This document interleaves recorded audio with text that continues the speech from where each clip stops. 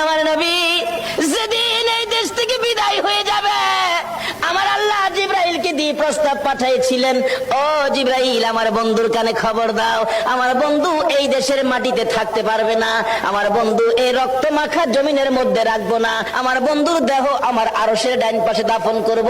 জিবরাইল খবর নিয়ে ডাকতেছেন, হুজুর আল্লাহর সালাম গ্রহণ করুন। আমি জিবরাইলের সালাম গ্রহণ করুন। আল্লাহর নবী গো, আপনার দেহ মুবারক আল্লাহর আরশের ডাইন পাশে দাফন হবে, আপনি খুশির সহিত কবুল করুন।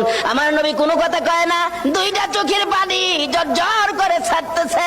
জিবরাইল বলেন, ইয়া রাসূলুল্লাহ, এত সুন্দর প্রস্তাব নিয়ে আসলাম, কোনো কথা কন না, খালি কাঁদেন কেন জানতে চাই। আমার নবী বলেন, জিবরাইল রে, তোমার জন্য খুশির খবর হতে পারে, আমি খুশি হতে পারলাম না। কেন পারলেন না?